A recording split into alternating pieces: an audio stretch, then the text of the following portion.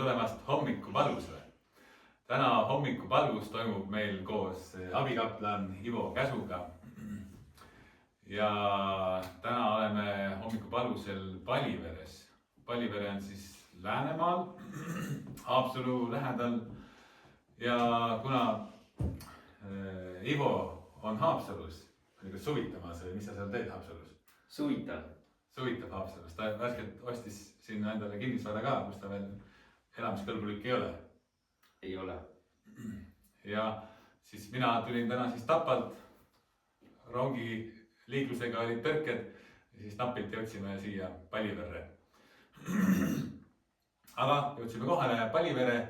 Paliveres on 2 kogudust. On Eesti Kristlik Nelipühi kogudus, neil on siin palvemaja ja on Palivere vabakogudus. Siin on pastor ka meil kohal ja me siis teemegi täna siin vabakoguduses, baptisti vabakoguduses selle teenistuse. Siin on selline väike armas vabakogudus suurte majade vahel, kus kohal käib, ma saan pühapäeviti umbes 7 või 10 inimest selles kandis. Et on olnud erinevaid aegu Eesti usumaastikul, kui siin, ma saan Paliveres on ka olnud väga palju usklikke, siin on neil ka üks suur palvemaja, mis praegu on remondis, sest rahvast on ka vähe. Aga küll tuleb ka aega, kui ka rohkem inimesi hakkab kirikus käima. Aga siin, ma saan Paliveres, ka kirikud teevad omavahel väga head koostööd, kus teevad aeg-ajalt 3 kirikut siis omavahel ka teenistusi. Luteri kirik, mis on siin lähedal, Lääne-Nigulas vist, ja see Nelipühi kirik ja baptisti kogudused, et käiakse palju läbi omavahel. Aga ma mõtlesin, loen tänase teenistuse alguseks ka ühe piiblijupi. Vaatasin, kus piiblis räägib valgusest ja siis on mitmeid kohti, kus valgusest räägib. Üks koht on psalmide raamatus Sinu sõna on mu jalale lambiks ja valguseks mu jalgteel, ehk siis Jumala sõna on meile siin elus valguseks, kuidas elada, kuidas siin eluteed käia. Aga mis koha ma siis valisin, kus Jeesus Johannese evangeeliumis 8. peatükis ütleb sellised sõnad. Mina olen maailma valgus, kes järgneb mulle, ei käi pimeduses, vaid tal on elu valgus. Nii, valgust saab inimene ise ka välja anda, näiteks kui ta on UV-kiirguse käes, siis hambad hakkavad helendama ja küüned ka. Või mõni kalagi sügavas vees annab valgust, jaanipäeva mardikas annab jaanipäeva kanti natukene valgust. Päike annab valgust nii, et tähedki kiirgavad tema valgust ja kuu öösel kiirgab tema valgust edasi. Aga inimestena, kuidas me saaksime Jeesuse valgust, on kui me järgneme Jeesusele, elame Jumala tahtes, hoiame Jumala ligi, siis ka meie saame sellest valgusest osa, nii et ka see valgus võib ka meist välja paista. Aga siit edasi laulame mõned laulud, mida me oleme eelnevalt kokku harjutanud, täna küll ei jõudnud. 71. Oled täna hommikul juba laulnud? On sul hääl soe või? Saab näha. Saame teada kohe. Rohkem korraga ei maksa võtta. Mis see helistik oli?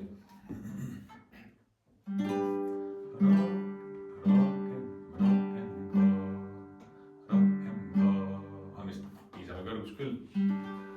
Rohkem korraga ei maksa võtta, kui üks päev. Ma alustan uuesti, ma vaatan, sai liiga madal. Natuke kõrgem olema, jah?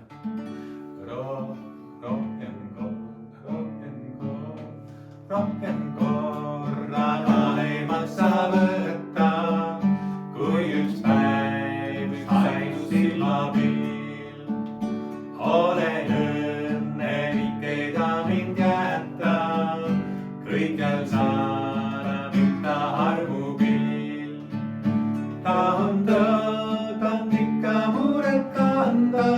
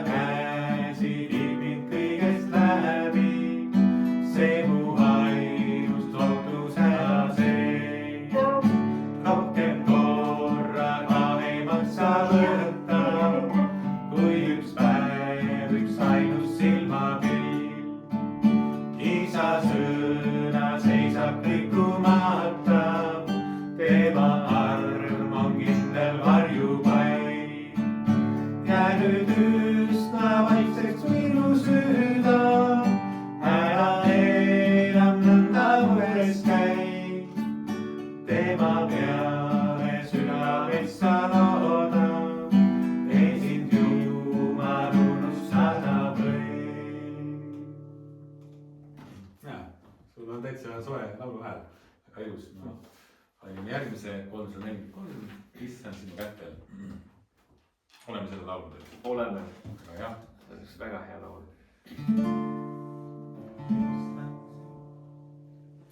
Issand sinu kätel elada ma saan, oled kindlaim kaitse kogu maa.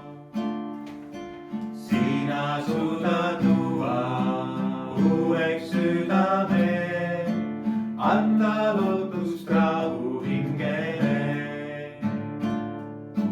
Minu õnn on olla sinu lähedal, Jumalasse varjun üksnes ma. Minu õnn on olla sinu lähedal, lauluga sind tahan tänada. Issand sinu kätel elada ma saan, sinul jätkub ande jagada. Armu ülirohkeid meile kingid saab, nii meid hukatus ei hirmuta. Minu õnn on olla sinu lähedal, Jumalasse varjun üksnes ma. Minu õnn on olla sinu lähedal, lauluga sind tahan tänada. Issand sinu kätel nuttagi ma saan, karistust seal kartma ma ei pea. Risti puhul sind rõhus minu patu süü, selles ristis päästmine on nüüd. Minu õnn on olla sinu lähedal, Jumalasse varjun üksnes ma. Minu õnn on olla sinu lähedal, lauluga sind tahan tänada. Nii, sellised toredad ilusad kaunid laulud. Siit edasi on Ivo meile tänaseks meile valmis pandud ja jääme kuulama. Tere hommikust kõigile. Loen täna hommikul alustuseks ühe tuntud ja tähendusrikka lause Jeesuse mäejutlusest, mis on kirjas Matteuse evangeeliumi 5. peatükis. Ja seal Jeesus ütles nii: teie olete maailma valgus. Ei saa jääda märkamatuks linn, mis on mäe otsas. Kui me kuuleme Jeesuse öeldud, et meie oleme maailma valgus, võime mõelda sellest kui ebareaalsest individuaalsest sooritusest või liigsest koormust. Nagu oodataks meilt lakkamatut säramist, üliinimlikku jõudu või vaatemängulisi kangelastegusid. Aga me võime peljata, et meil ei jagu selleks piisavalt sisemist põlemist. Kuid Jeesuse sõnades peitub üks oluline ja väga ilus pilt, mis suunab meid palju sügavama tõeni. Ta ei räägi ainult ühest eraldiseisvast valgusest või valgusallikast, vaid ta ütleb, ei saa jääda märkamatuks linn, mis on mäe otsas. Mis on üks linn olemuselt? Linn ei ole kunagi ainult üks hiiglaslik prožektor või üksildane helgiheitja. Linn moodustub paljudest väikestest majadest, eraldiseisvatest laternatest ja eri akendest paistvatest tulukestest.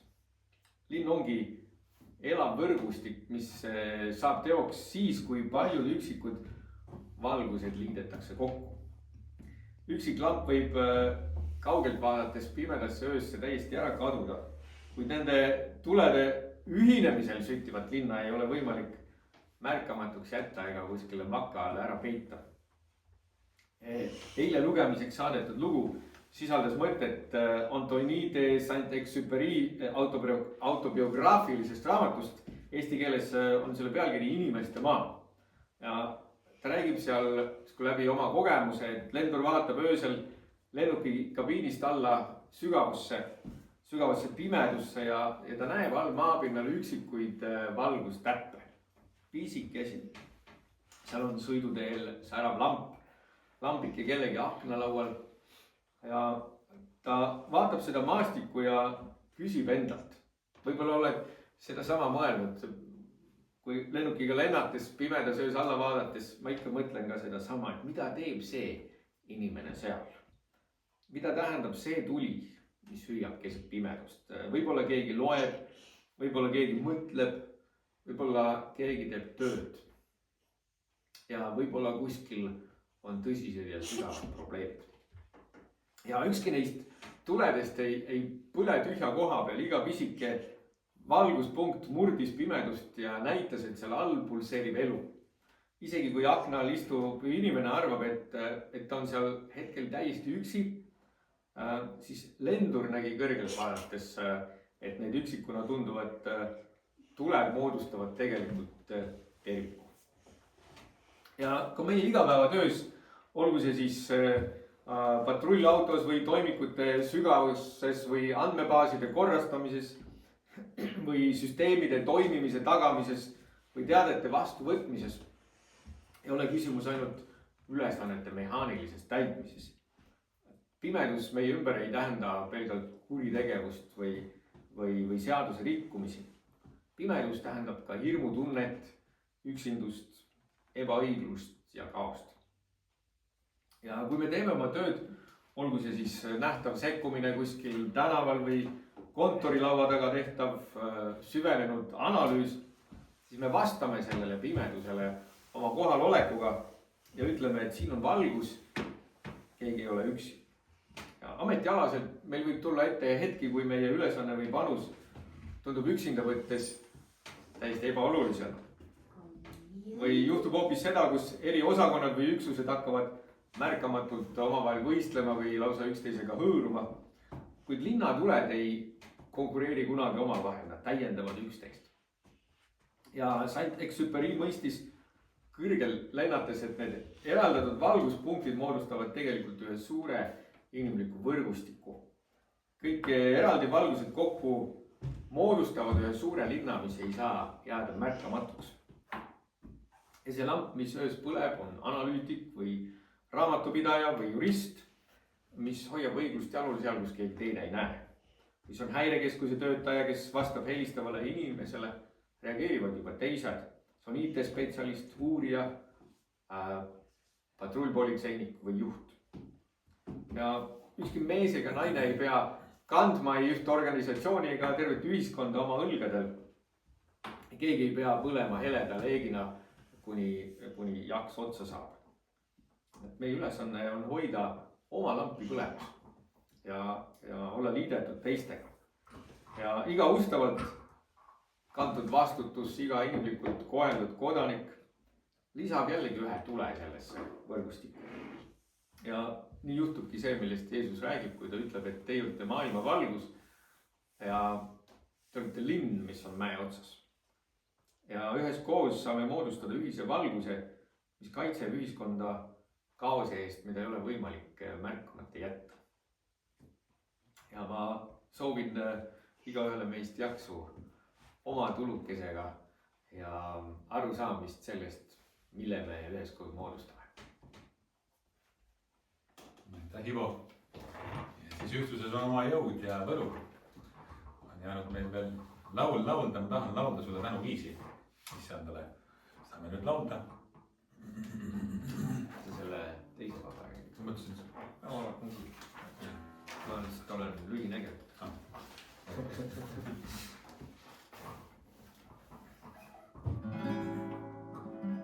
Ma tahan laulda sulle tänuviisi, sind ülistan, sest sina oled hea.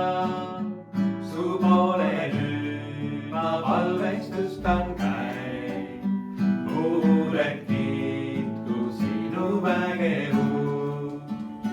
Laulan halleluuja, halleluuja. Kiitus tänu sinule.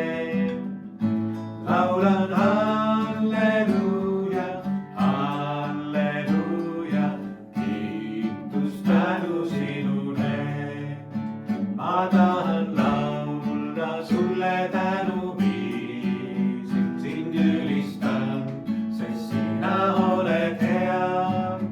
Su poole nüüd ma palvestustan käin, muuled kiiku sinu vägevus.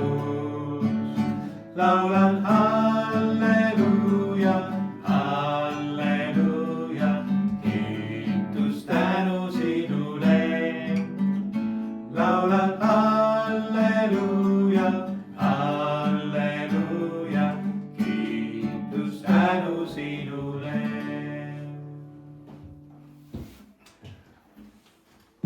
Nüüd on meil võimalik paluda üheskoos issanda õpetatud palve, me isa palve ja jääme palvesse. Meie isa, kes sa oled taevas, pühitsetud olgu sinu nimi, sinu riik tulgu, sinu tahtmine sündigu, nagu taevas, nõnda ka maa peal. Meie igapäevast leiba anna meile täna päev ja anna meile andeks meie võlad, nagu meiegi andeks anname oma võlglastele. Ja ära saada meid kiusatusse, vaid päästa meid ära kurjast, sest sinu päralt on riik ja vägi ja au igavesti. Aamen. Ja ma annan edasi Jumala õnnistuse. Issand, õnnistagu meid ja hoidku meid. Issand, lasku oma pale paista meie peale ja olgu meile armuline. Issand, tõstku oma pale meie üle ja andku meile oma rahu. Jumala isa, poja ja